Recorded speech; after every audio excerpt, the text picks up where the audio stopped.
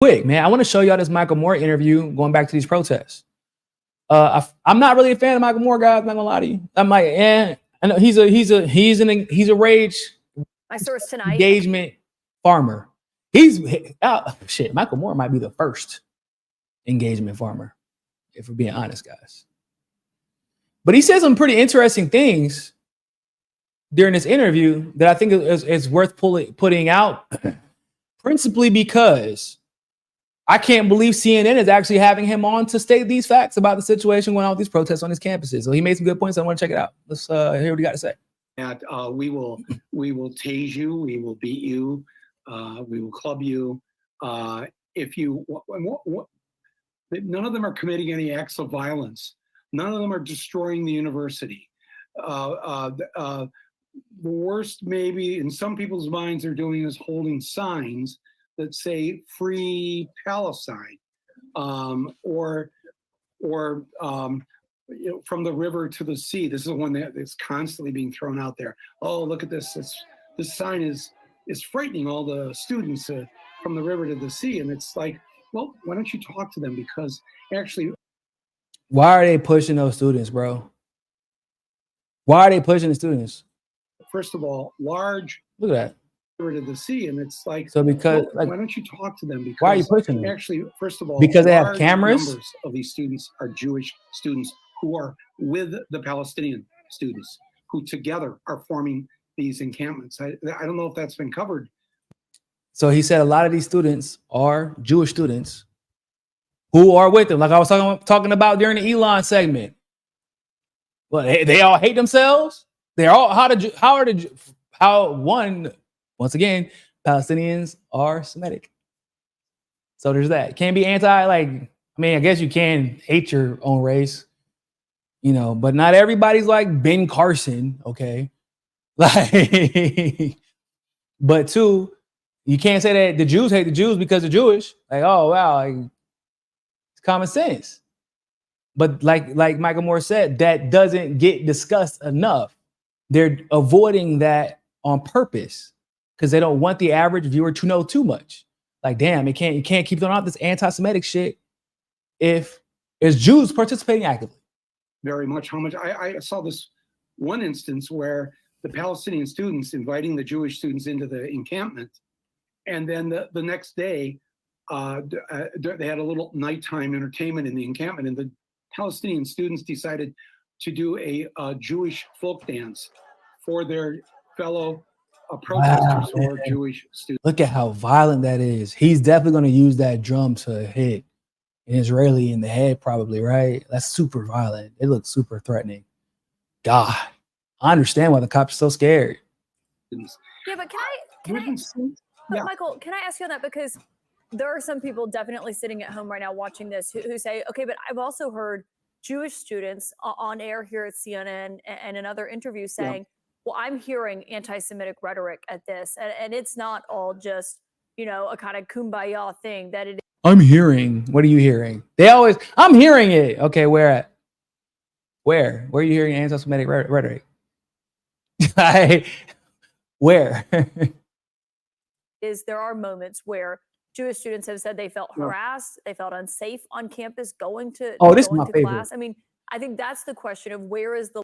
You heard what she said? I want to rewind that real quick. I wanted, before Michael gives his answer, I want to tell you how ridiculous that sounds. Jewish students have said they felt harassed, they felt unsafe on campus going to class. I mean, I think that's the question of where is the line in, yes, it's some schools like Yale where we've seen a Jewish student who wrote for CNN today saying he was sitting in with a pro-Palestinian protester, but where's the line between Okay, y'all. Okay. So y'all gonna tell me to answer her question. Because these students that say, I just felt like harassed walking around campus. Y'all gonna tell me somebody walking around looking like fucking Michael Rappaport. Not white, pasty white, transparently white. Okay. Can't stand outside for more than 5 minutes without getting sunburned, even when they have sunblock on. White. You're telling me that somehow these pro-Palestinian protesters have on some type of Jew detector in their lenses or in their masks or something. Like, oh man, look at that. Because I want to be very clear about something. There are not many Israelis on these campuses. I'm not saying there are none, but there's like negligible amounts. Okay?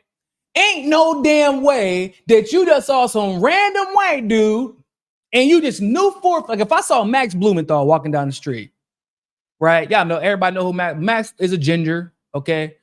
Boy, Max is so white looking and suburban, it looks like his family owned a white Suburban growing up. That is how white Max Blumenthal is, and I'm not joking. Max is so white that he had a baby with an Indian woman, Anya, and the baby is a ginger. I don't even know how that maths. If I saw Max Blumenthal walking down the street, I can't even look at, I'm like, man, look at that Jewish guy over there. No, what? You're telling me these kids are coming out here and trying to convince you I'm being harassed because they just know I'm Jewish. I just have this Jewishness to me. They didn't know you were Jewish until you walked up and told them, and maybe they might have heard your last name. If you don't feel safe, it's because you're a punk. And you're walking around harassing the protesters, and then they're probably retaliating in some way, form, or fashion, and they're not really retaliating probably as much as they should be. To be honest with you, I've seen how this stuff gets. But, like, huh? What about these Jewish kids that don't feel safe? These white kids? Stop. Why are you referring to? What about these? It's not like a black kid, like, getting harassed, like he's getting harassed because he's black. Oh, how do you know? Because he's black, and they know he's black, and everybody knows he's black. He's black. If the brown kid's getting harassed, I can even see a Latino getting harassed because somebody thought he was Arab because he's brown and has a beard. That's more believable. But you're not about to tell me all these white kids that walk around campus are like, I fear for my life. Why? Because they just know I'm Jewish. They just know it. You just sense it in their souls and they torment me for it with their eyes, judging me. Oh, wow. What is the indicator of your whiteness? I don't know, or what is the indicator of your Jewishness? I don't know, but they know. They know I'm Jewish. I walk around screaming I'm Jewish and then they harass me for it. What the fuck? And they say this with so much conviction because I've heard that question before. And I was like, how would they know if a person is Jewish? Because once again, like my homeboy Nick say, like Zionists will look you dead in the face, point at Michael, show you a picture of Michael Rappaport or Barry Wise or Sarah Silverman or what's that white girl who thinks she's funny but isn't funny and is just really Amy Schumer, and be like, yeah, they're not white, they're ethnic. First of all, if you're actually ethnic, you don't refer to yourself as ethnic. I just want y'all to know that. That's actually an offensive term. You don't refer to yourself as that. And also, you don't have to walk around advertising how white you're not when you're not white. You get my point? That's the way race works, guys. Race isn't how you see yourself, it's how the rest of the world sees yourself. It's not fair, but it's reality. And the rest of the world don't know you're fucking Jewish until you scream it from the rooftops or you read your name out loud to the class. But sorry, as a black person who has to walk around being black, I hate when that question or whenever people say stuff like that, like, what about those Jewish students who feel like they just can't walk around feeling safe on campus? Boy, y'all walk around the ultimate fucking army camouflage. Don't nobody know you Jewish until you tell them. Y'all got the best camouflage ever. I don't get to walk around camouflage. Right? A woman doesn't get to walk around camouflage. If you're a hijab, if you're a hijabi, you wear a hijab, the head cover, because of your religion, it technically could be a choice, but if that is your religion, you don't get to walk around camouflage. Hasidic Jews that make this conscious decision with their life don't get to walk around in camouflage. Most of these Jews aren't even practicing Jews. They don't practice the religion. The only thing Jewish about them is their name. And the fact that they decided one day, hey, I'm Jewish. And y'all like, I don't feel safe. I don't feel safe. What if they find out? Find out what? I'm Jewish. No, bro, you white. No, but I'm really Jewish. Yeah, but like you're a white Jew. Y'all show me the videos of the Ethiopian Jews that feel like, oh man, I feel super unsafe on campus. They ain't worried about being discriminated against because they're Jewish, I promise you. Ain't no African Jew walk around like, damn, I hope they don't find out I'm African and Jewish. Let's continue, man. Protesting and free speech, but also Jewish students feeling safe going to class. Right. Well, first of all, the protesters who are there supporting the Palestinian people and their right to be free, I would guess probably 98% of them are not saying anything that's anti-Semitic because they don't believe in anti-Semitism, in part because the Palestinian people are Semites. So Thank you. To be anti-Semitic would We need to hear that on the news more. Speak against Jewish people. And yes, anti-Semitism is, I think, one of the most horrific things. The way people have behaved. Jews have been suffering as victims of this for 5,000 plus years, and that's debatable. I'm gonna go ahead and debate that, but it's a conversation for a different day. But I don't really think that's. I think that's a little bit of exaggeration. We've been told they've been suffering for 5,000 years, but big old butt there. I'm just saying. Everybody needs to stand up against that and fight it and speak against it. But what's going on? And I noticed that there was a report, I think I read in the LA Times today, and also on ABC News, where they were interviewing students saying they were being harassed and the Hamas flags are flying. And ABC and the LA Times did their own investigation, trying to find at these college demonstrations one Hamas flag that the protesters were carrying, and there were none. This is all a made-up thing, just like. So they've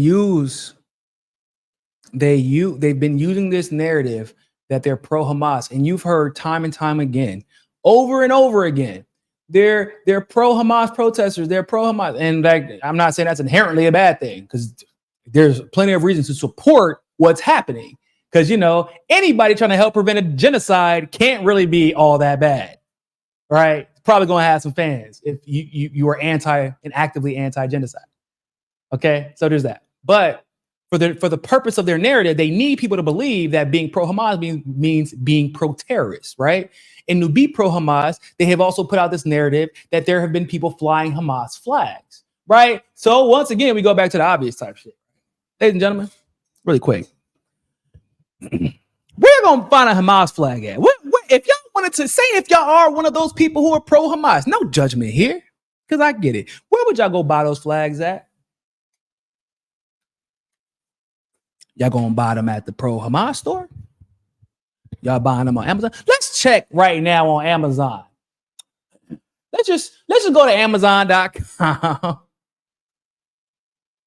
And let me see if we can just buy a Hamas flag on Amazon Prime. Let's just see. Make sure my ass ain't logged in. Nope, just a bunch of son of Hamas propaganda. Hamas in Portuguese.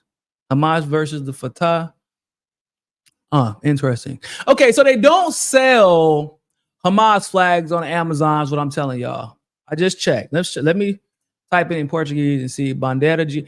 Oh, okay. I found, no, this isn't Hamas. This is Saudi Arabia. Okay. I see a fuck Hamas flag. Okay. I see it in this home. We stand with it. Y'all want to see? Hold on. Let me bring it up for y'all. Okay. Let me stop sharing it. I'm gonna show y'all this because I don't want y'all to think I'm a liar. I just didn't want to get in no trouble. Let's talk about.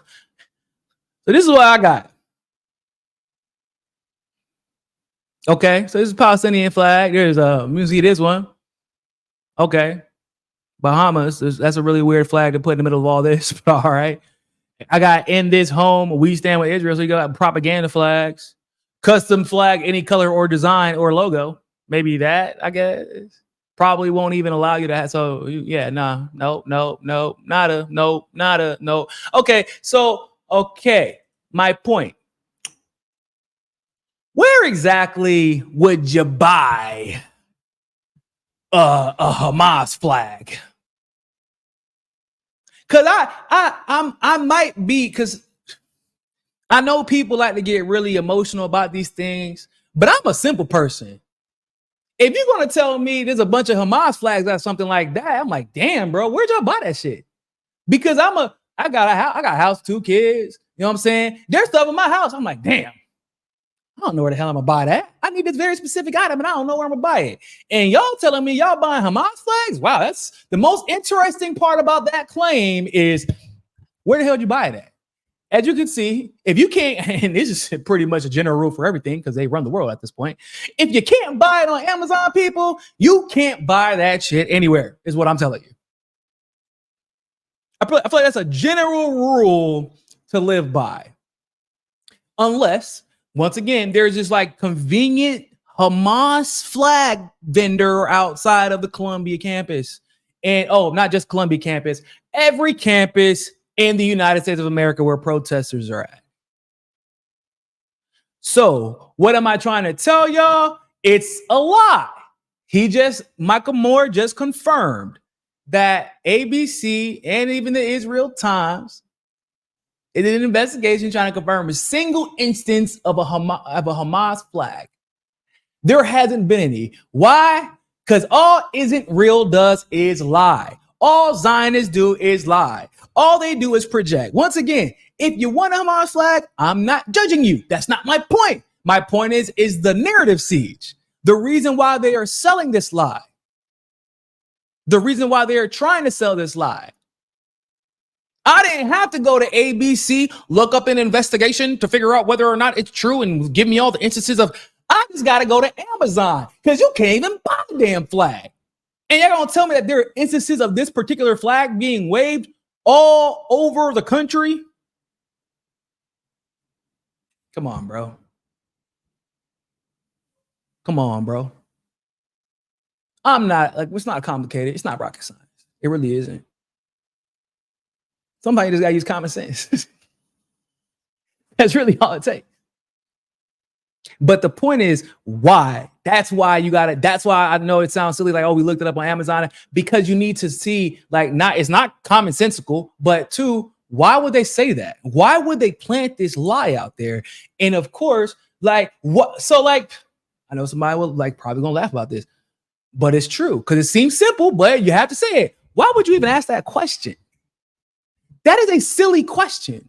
When you're talking about zero instances, you're like, but this Jewish kid once came on my show and said this. There have been 0 instances of this being the case. So why even plant that seed? You were a major media conglomerate. You have had cameras on these campuses. You have interviewed people on campus. You have did the B-roll on campus. And I know your own film has not shown a single Hamas flag. So why would you plant that seed? Why would you even plant the seed? Because you're trying to start a narrative. You're trying to control the narrative. You are trying to insinuate that people, if they support Hamas, so if they have flags, they support Hamas. And you're, of course, insinuating that Hamas is a terrorist organization when that is just not the case. I'm going to be very frank. Hamas don't even have the resources to be a terrorist organization. They just don't.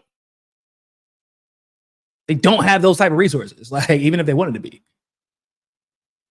But no, every brown person that is fighting against a Western superpower that y'all don't like is not a terrorist organization. That's just dumb. So there's that. It's a narrative siege. Let's get back to this interview.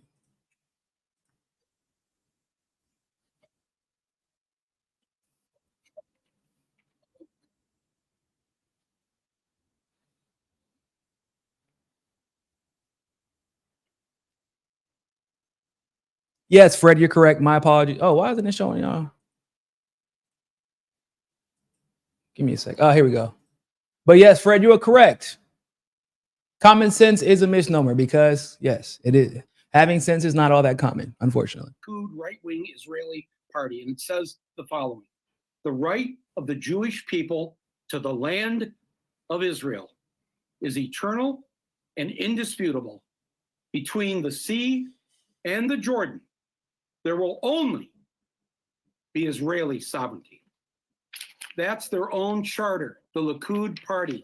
That's where this river to the sea, because the real victims in these last decades have been the Palestinian people not being able to have their freedom, not being able to live in a democracy, not having their rights. Yeah. And why so many Jewish students are joining with Palestinian students, because they know it's wrong too. That's why the majority, I think, of Israelis certainly want Netanyahu out of there. Your own polls. No, that's wrong. Nah. I can't do that one. See, here's why. Hey, look, Mike. Here's why I don't be rocking with you. You can't be talking out of both sides of your neck.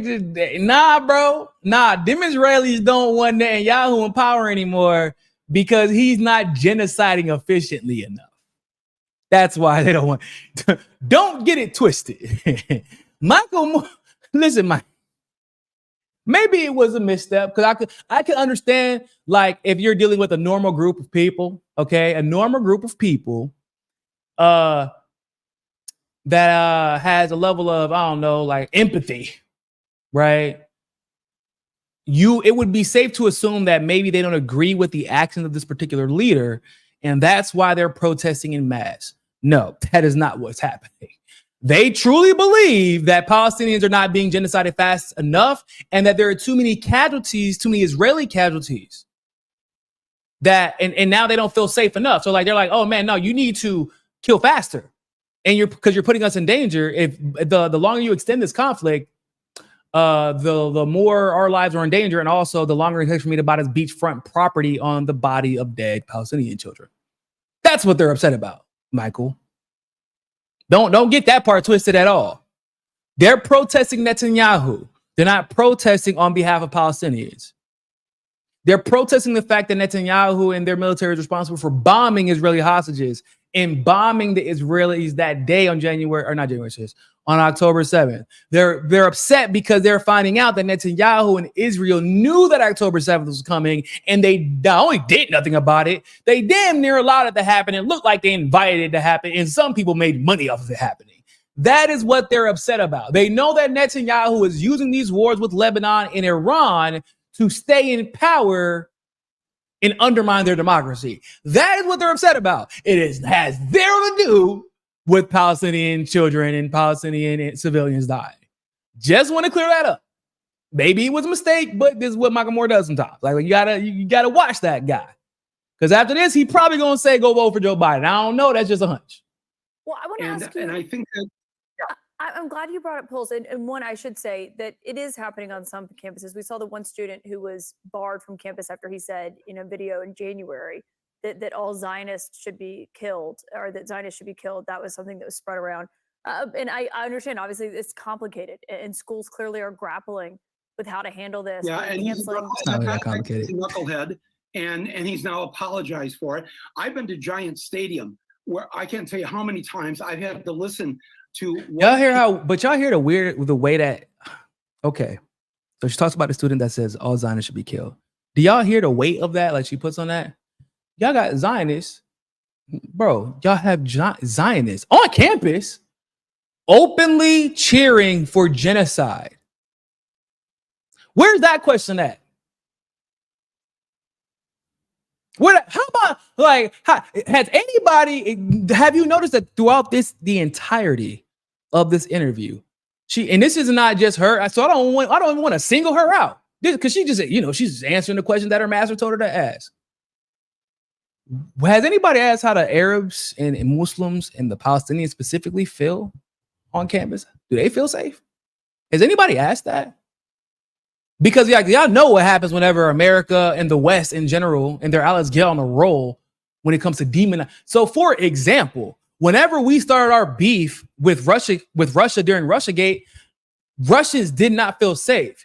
And it was warranted for them to not feel safe because they were actually being harassed and being fired. And if you were just caught working for a Russian or saying like Russiagate was a hoax, you were being fired. Right now, Russians are having their assets taken from them for no other reason than the fact that they're actually just Russian. They're Russian and rich. And you were, I don't want to say stupid enough, because who would have thought that your assets would have been taken from a damn bank account? But you're Russian and rich. You happen to put some of your money in the American bank account, and now they're stealing your money and giving it to neo-Nazis in Ukraine. Where have the interviews been about the way that Russians have felt? Do they feel safe, given the environment that the United States created for them? Where were all these interviews at after 9/11 happened and you decided to demonize every single Muslim and stereotype every single Muslim? Even though y'all knew that these culprits were specifically Saudi Arabian. But y'all out here, like you, but when you generalize and say, well, we got to go to Afghanistan to get somebody that is from Saudi Arabia, Osama bin Laden is Saudi Arabian, so just be clear about that. And oh, by the way, we also have to go to Iraq because some people from Afghanistan might be there, even though we found everybody allegedly in Pakistan. So you just generalize the whole group and nobody once held interview after interview after interview. Well, yo, man, how are these Muslim kids?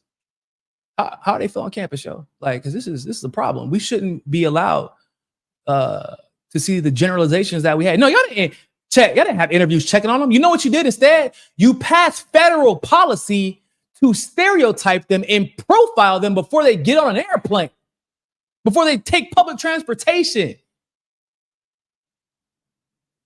Y'all literally touching Muslim women and having them remove, well, at this point, back in the day, having them remove their hijabs because you think there might be a bomb. Like, what the hell? What Muslim has ever taken? First of all, that's dumb. Like, what Muslim has ever taken a bomb on a plane? Who's ever done that? Like, who's taken a bomb on a plane and like just exploded out of the sky? But it wasn't an excuse. It was like, because you needed the demonization, right? To justify what you were doing. You had to dehumanize them for people to be okay. They had to be comfortable with the genocide that y'all were committing over there. And I do believe that there is a Muslim genocide occurring at the hands of the United States.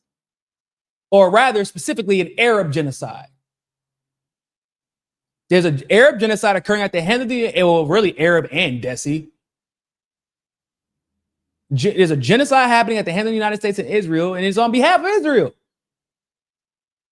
So to be comfortable with committing that, participating in it, being complicit in it, getting paid from participating in it, you had to dehumanize them.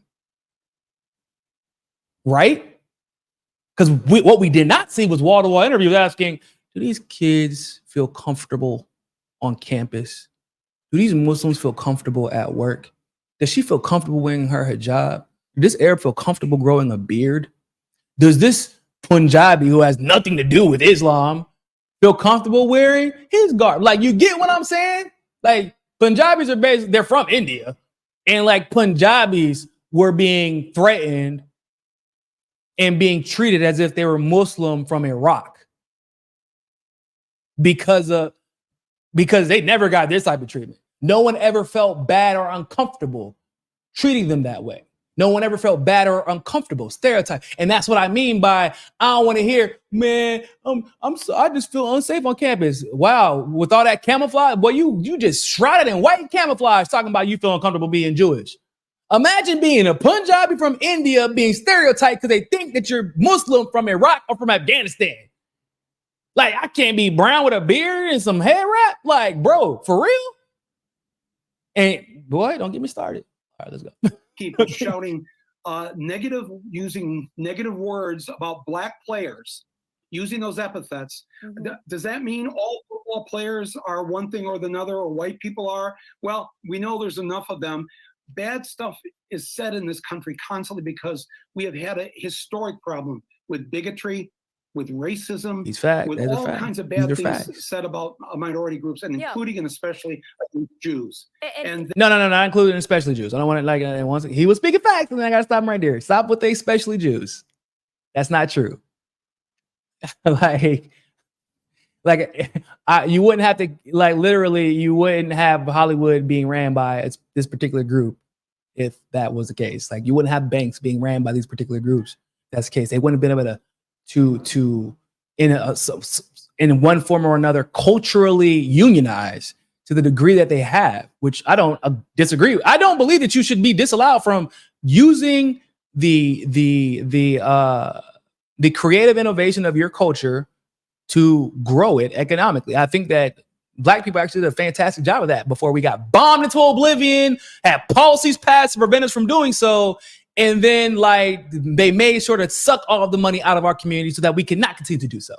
See, the reason that Jewish people were so powerful in the United States is because the opposite happened.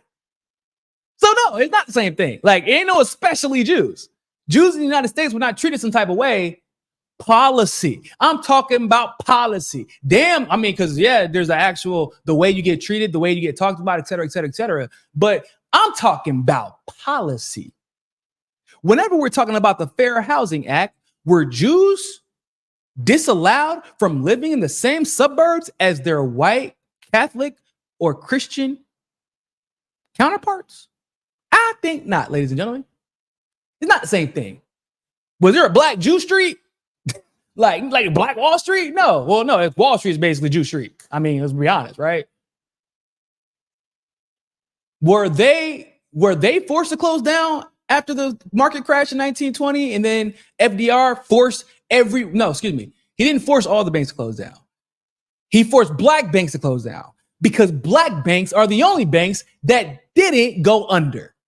But he didn't want us to have the advantage. Is that the type of discrimination you're talking about? Because if that's not what you're talking about, then I don't want to hear it because it's not been the most. I don't like that. Do not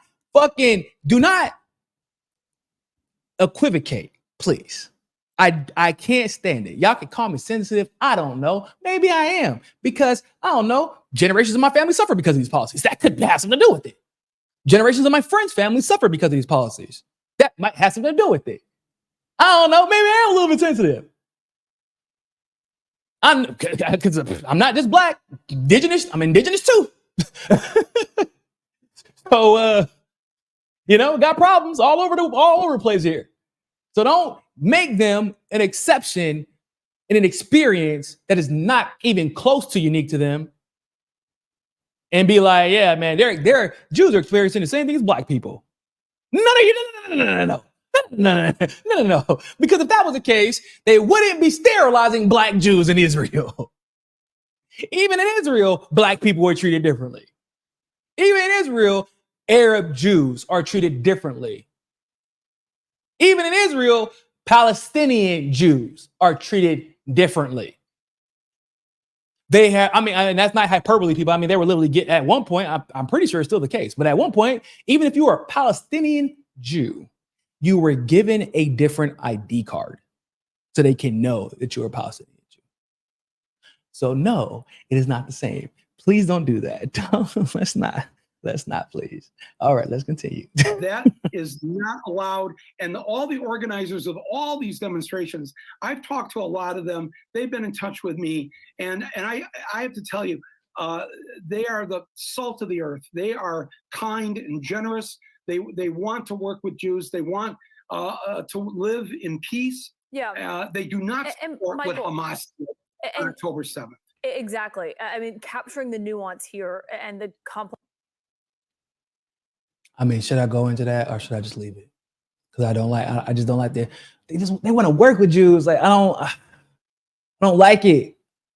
Because my thing is, it shouldn't be a little bit, they want to work with, because it's like you're making it seem like, how do I say it? Okay, say if I was like the Black Panthers, right? Because you know how the government they label the Black Panthers a terrorist organization. And then you have some white people who you would have some Black Panthers on the more extreme side who would be like, yeah, like, nah, we're not working with white people. And there's a reason for that, right? Because like there have been infiltration within the Black Panther movement not only by white people, but by the white power structure. And they were like, yeah, like we're a little hesitant about that. And then Michael Moore will come up there and say, look, man, these Black people, they're the salt of the earth, man. They want to work with white people. They don't hate white people. They love working with white people. Like why are you trying to convince them that we're like y'all? Like, no. You need to convince them. Like, why are you standing up there convincing them that we're civil? Right? That's my point. That's what it is. Like, stop trying to convince them like that these protesters and specifically these Arabs and these Muslims are human. That they want to work with the Jews. You know what? I hate to break it to you. If they didn't want to work with this particular demographic in this environment, not that, and by the way, that hasn't really been the case. They actually have been very amicable. They've been very acquiescent. They have worked together. That's great. But given the environment, if they were mistrusting of this particular group of people, It is justified as they are watching their family members being wiped off the face of the planet while the entire Western world, at least the power structures of the Western world, are defending this group. It does not make them less human for them to be hesitant to work with a group that is being uplifted and protected while they're being treated like animals who are lucky to be in the country. It actually not only does it make it less human, it makes them fucking more human. It makes them probably a little bit reasonable. Because, duh, I don't like that shit. Like, don't like white savior me. Yeah, that's what it is. That's what it is. That was the word I'm looking for. Don't white savior me. They don't need white savior. They're trying to work with the Jews. Like, honestly, it doesn't matter if they are. What? That's unimportant. You could say what, like, you could answer her question. No, they haven't been anti-Semitic at all. I've seen it, but don't go there. Don't go to white. Please don't go white savior on me, bro. Don't do that. I hate it. Complex nature of this is one thing, but you brought up a poll about Israel's leadership, but you're wearing a Michigan hat right now. One, I won't hold you against that because I'm an Alabama fan, as you know. But two, there is a CNN poll. Of course, it's an Alabama There's a fan. CNN poll that showed today 81% of voters who are under the age of 35 disapprove of how President Biden has been handling this war. I mean, we're seeing it on campuses. There is a question of what we're going to see in November. I wonder what you think he should be doing differently to change. Boy, a question of what we're going to be seeing. I think that's pretty clear. You about to see every college campus across the country vote against Joe Biden. Good luck winning that one. Change those numbers. Thank you for asking that question, Caitlin. This is why I was so, when I got the call asking if I'd like to come on tonight, I really was coming on. I know we're speaking to millions of people, but I'd like to speak to one particular individual. Here we go. That is President Biden. Here we go. I wanted to say this on your show tonight that his chance of not being reelected, I think at this point is so great because of those numbers. Here we go. He's losing the youth vote. What I tell He's you, lost the Arab American vote in Michigan. So even Michelle Goldberg in a column in the New York Times last month said that you lose Michigan, you lose the election. I am fighting to make sure that doesn't happen. There you go. There you go.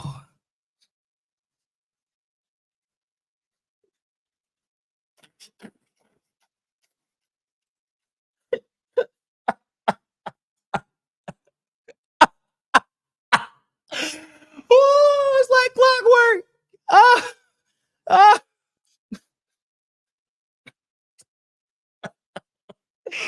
Oh my God. How do we know?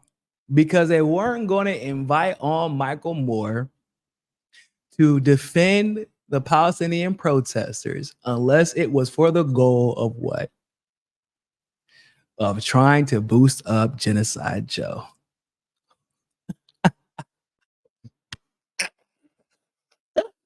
Oh my God. I told y'all, right? I did tell you. And by the way, I only watched 3 minutes of this interview because I wanted the surprise of knowing whether, like, of seeing whether or not he's going to advocate for Joe. I knew he was. I just knew it because I just wanted to say, like, man, I bet. I already know he's going to advocate for Biden at the end of this. I wanted to be surprised with you guys. And of course, none of us are actually surprised. It's comical. And you just read this poll, right? You said yourself, yeah, he basically lost on the young voters. Yeah, why did he lose all that? Yeah, I'm letting you know, Joe, your advocacy for genocide might cause the election, and that's why I'm fighting for this issue. Thank you for telling us the truth, Michael. We appreciate it. Yeah, you don't give a fuck about Palestinians. That's what he's telling us. You don't give a shit about these protesters. You don't give a shit about the protests. You don't give a damn about what Netanyahu's doing. You don't give a damn about what Zionists are doing. You don't give a damn about the violation of international law. You told us. I'm gonna let him tell you again. Let him tell you again, because he's lost the Arab American vote in Michigan. So even Michelle Goldberg in a column in the New York Times last month said that you lose Michigan, you lose the election. I am fighting to make sure that doesn't happen. I am trying to save Joe Biden.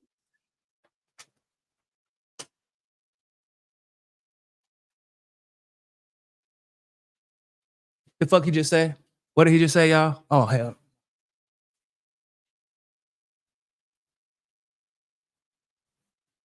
He just said he trying to save Joe Biden. Is that what he just said? He just tried to tell me he went through 5 minutes. He went through 5 minutes of, oh my God, these poor Palestinians. Oh my God, just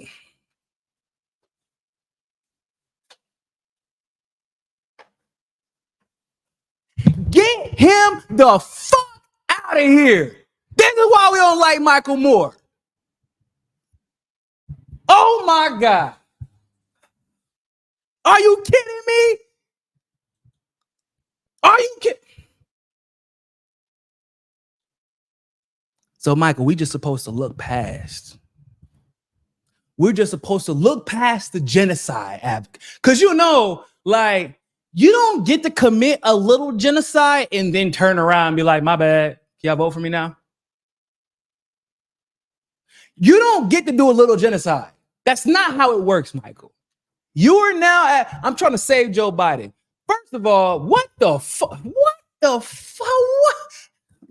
trying not to. Y'all, what? You just told everybody in the world, yeah, I'm only here. This is because he said it. This is why I'm so glad you invited me on the show. That's why when you called me, I answered to do this interview because I'm fighting to save Joe Biden, not Palestinians, Joe Biden. This is Michael Moore, and this is why we don't like him. He just told y'all, boy, I damn near want to end. I don't even know if I can do the rest of my goddamn shit. I'm so damn mad. Oh my God, bro. He waxed so politically. He just waxed so poetically about this. Oh my God, guys. I just really wish that you guys will understand the plight of the Palestinian people. I'm just kidding. Vote Biden. Vote for genocide, Joe. Oh my God. Somebody said Michael save a Joe. Oh my God. Basically, that is what we just, Jesus Christ. They literally are trying to use the plight of dead Palestinians, the struggle of these protesters to still bring attention. Still try to get people to vote for genocide Joe. After you're like, yeah, man, this issue is really important to people, Joe. Just would you look at it? It's too late. There's already fucking 35,000 people, 40,000 people dead. I don't know why you think that you can just erase that. You just can't disappear that 40,000 number. Those lives are gone, Michael. They're gone. The genocide has started. The money has been sent. And when it didn't get sent through Congress, Joe Biden used back channels to send more. Joe Biden greenlighted the military operation in Rafah, an area that was once supposed to be considered safe, just hoping that Netanyahu wouldn't go into Iran. But guess what? They're doing whatever they want to do anyway. Hoping that Netanyahu wouldn't retaliate against Iran, they greenlighted the genocide even more. They're like, yeah, man, this safe zone, we'll greenlight it. He like, so here's what's going to happen. I'm going to attack Iran and I'm going to do it anyway. And this motherfucker has the audacity. Oh my God, y'all. I just can't. We're going to watch the rest of this interview and get to the switch. Because as soon as he does the right thing, and if you're watching Mr. Biden, you can't do the right thing when you've already paid for a genocide, Michael. There is nothing else to do. You're done. That's it. You lose power. You can't convince me that you can make the right decision if you couldn't see genocide. Like, the ability of discernment is well coveted in such a position. I can't stress this enough. It's a coveted ability. And if you can't see, man, that's shit. That's clearly a genocide happening over there. If you can't see that after the first 10,000, After the 15,000, after the 20,000, after the first hospital, the second hospital, the third hospital, the fourth hospital, the mosque, the church, the refugee camps, the dangerous zones and the safe zones, the mowing people down. As you drop aid, you literally watch them go into a hole and you mow them down. Like, if you couldn't see after that, what the fuck makes you think that I want you to be president after that? Why would I want you to be the president when you couldn't see genocide after 30,000 people? So, like, hey, man, as long as you don't allow one more, I think you're fit to run the country. Come on, bro. Fellow Baby Catholic, upstairs crying. although some will say recovering in my case, but still, we are Catholics, and the Pope is right on this. We need an immediate ceasefire. It is wrong. A mass slaughter of innocents, of children, of women, of the elderly is a sin. It is absolutely against what we believe in. I know you know that too. I know that's why you're not really happy with what Netanyahu has done here. Oh, you're not really happy with it. You're just funding it. I know you're not really happy with what's going on. Yo, this is the shit. Oh, I got a headache. Oh my God, y'all. This is why it's so hard for me to do this job, because like these people will look at they'll look at dead babies getting dug out of rubble and use it to push Joe Biden, who is largely responsible for those babies being under the rubble to begin with. And I gotta look, like, I can't jump through the screen and take his glasses and smack him across the face with it. I can't do it. And it's very frustrating. I'm not gonna lie to you. And you can stop the killing tonight. You pull the plug, you close the bank, you shut it down. Doesn't mean we're not gonna support Israel, protect Israel. Absolutely. Oh, now he talked. Oh my God. Oh, and he keeps going. It gets worse. It gets worse, people. Oh shit. Oh my God. All of that. But that's not what's going on. Oh no, he just it doesn't mean we don't keep giving him money. It doesn't mean we don't keep protecting them. What do you mean by pull the plug? Because those are the two things that we do, which allow them to keep doing genocide. Guys, I'm sorry. This is look, man. Look, I'm just here. It is a mass slaughter. I'm just look, like I don't know if y'all ever seen Be Cool with Andre 3000. He said, I'm gonna let him play because y'all already know what I'm gonna do if I just keep. I'm gonna let him play. It's madness, President Biden, and you know this. And I speak to you as a fellow seminarian to the Catholic priesthood. That's me. That this is wrong. This is not what we believe in.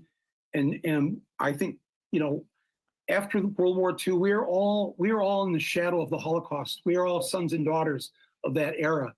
And what did we want to do? We wanted to make sure that no Jew would ever have to suffer again or be killed again. And so everybody got behind the idea that they should have this home.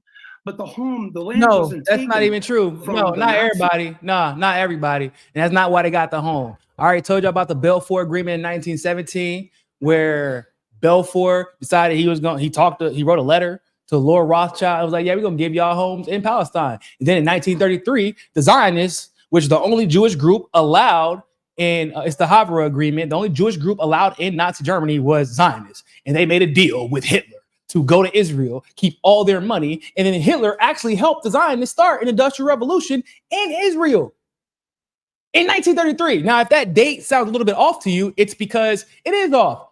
World War II, had not started yet. Yeah, I know.